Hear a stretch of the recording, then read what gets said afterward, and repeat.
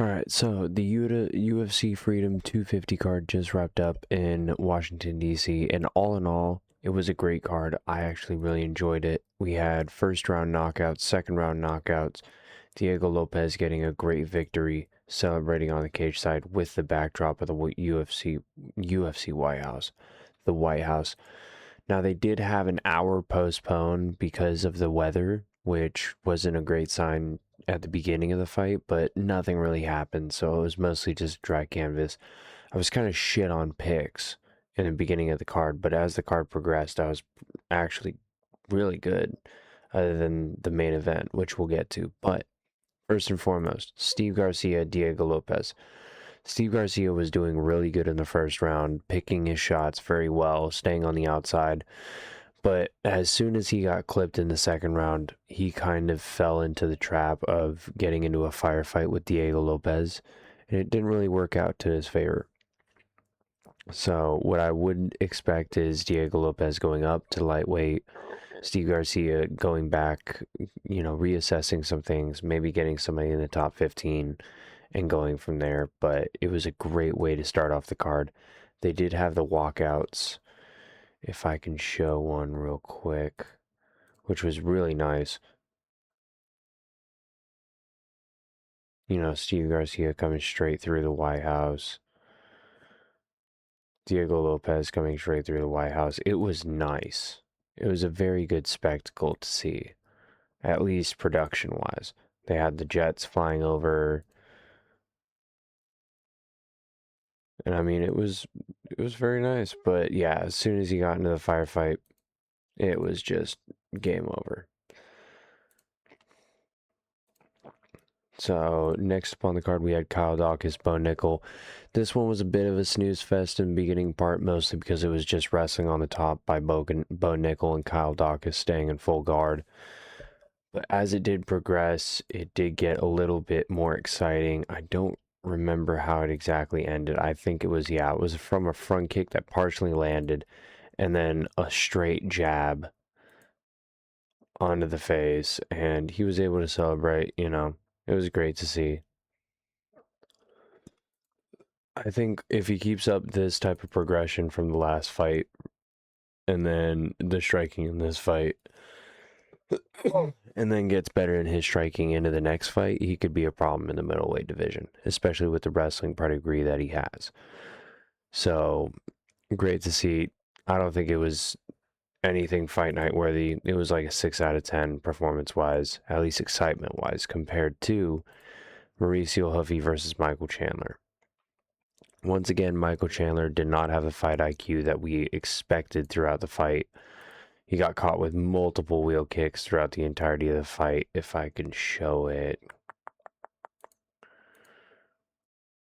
Just the entirety of the fight, staying on the outside and then coming in with wheel kicks, going straight through the guard. This one, I think, was the second one, knocked him straight out.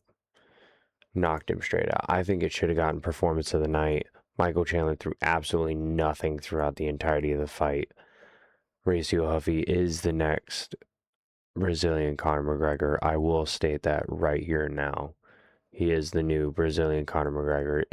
If he works on his takedown defense, or at least his grappling, which I think he'll work on his takedown defense, considering now he's working with Alexander Volkanovski, I think he's going to be a problem for these people up the division. Maybe not an Arman Tsarukyan, maybe not a Maktush Gamrot, maybe not a BSD, but a striker like Michael Chandler, Justin Gaethje, Dustin Poirier, if he was still in, Rafael Fiziev, who he's already beaten. But great fight from Mauricio Huffy, and I think Michael Chandler, in all honesty, unless he gets a fun fight, maybe the Conor McGregor off a loss, I think it's time to call it a career. I think it's about good. He's had a good run, a lot of great fights, both in Bellator and the UFC, and I think it's time for him to call it a career. Talking about calling it a career. Ooh, Derek Lewis.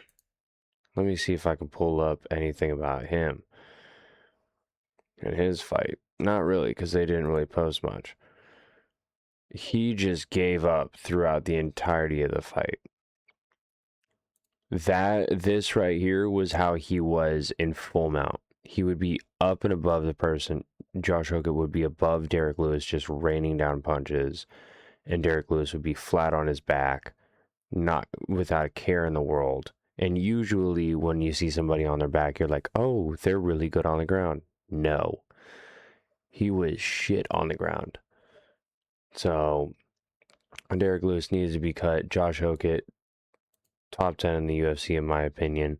Do I think he beats, Surreal Gone, Sergey Pavlovich? No. But I think he's a fun fighter for right now, up until they get, older in age and start weeding out from the heavyweight division. But next up, Amian Zahabi, Sean O'Malley. I picked Amian Zahabi. This one was a bad one by me. I think the big portion of Amian Zahabi's game plan was basically just throwing a bunch of leg kicks. It was nothing but that, just damaging the front leg throughout the entirety of the fight. But Sean O'Malley was able to find just a great pin perfect shot to send him straight down. Yep, straight shot, and then as he comes up, boom. Immediately salutes off everybody. Knows it's a walk-off KO. Takes the night so far at the time with a walk-off KO. And I mean, Amian Zahabi, I don't know if it was the coaches, I don't know if it was him, but I don't think he was ready for it. Being up at the White House, being the only Canadian, it was a big jump up. I don't think he was ready for it. Up next, the Alex Pereira Surreal Gone fight. I told you that Alex Pereira was not ready for the power that Surreal Gone was having.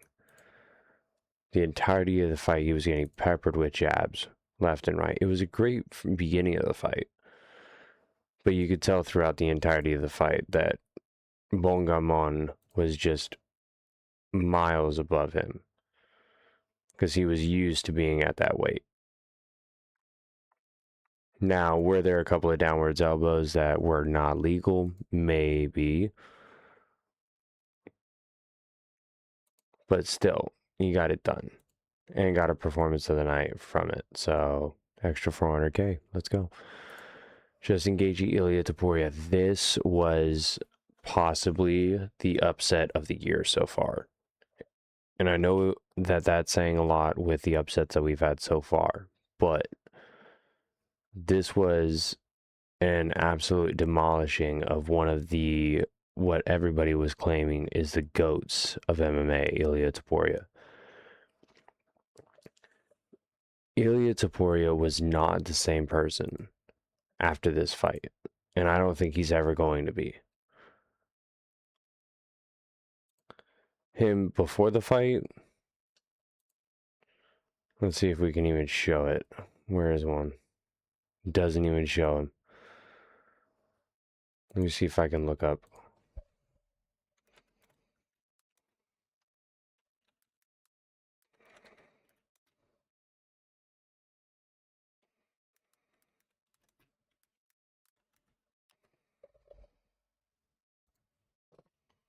Let me see.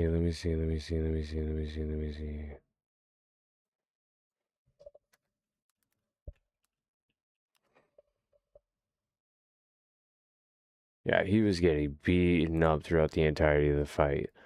Pretty sure he's got 2 broken orbital bones, was stopped in between the 4th and the 5th round. Right here is a good example. I think this was in between the 2nd and 3rd round. But just an utter demolishing of him throughout 4 to 5 rounds. With a couple of just nasty, nasty knees. And it was getting a little scary. There was that drop that did happen with the body hooks. Boom. And it did seem like he did hurt himself. Yeah, immediately left the cage. Was just absolutely done for. Yeah, look at that. Oh, man.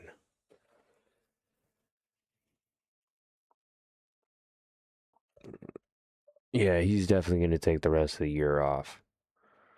Definitely going to have to. But all in all, I would say that this fight card is about a 10 out of 10. Maybe a 9.8 because it's not perfect. It did end with Ilya Taporia quitting on the stool, but other than that, I mean, hey, first round, second round knockout, second round knockout, second round knockout, first round knockout, first round knockout. Can't say anything else. You got a bunch of knockouts. So, anyways, just my thoughts on the card in general. I think that Justin Gaethje should fight. Ooh, who should he fight? Armin Tsarukyan. He should get Armin Tsarukyan later on this year. Ilya Taporia takes some time off. Fight the winner of BSD and Paddy Pimblett going on next month. Ciryl Gane, we all know. Tom Aspinall rematch. Alex Pereira, stay up in heavyweight. Go up against some of the fun fighters up here. You know, get your bag. You've signed a big contract. Stay up in heavyweight. Amy and Zahabi, Marlon Vera, again. Sean O'Malley, either winner or loser of when they make Pyotr Marab. Derek Lewis cut, Josh Hokett, top 5, maybe Volkov, maybe Sergey. Huffy, top 5. Who does he get? Paddy Pimblett off of a loss. And then if not, then Drew Dober off a win. Michael Chandler cut, Kyle Dawkins. Just get him a couple of fights. Bo Nickel, top 15. Diego Lopez, top 10. Steve Garcia, top 15. And yeah, I'd give this a 9.8.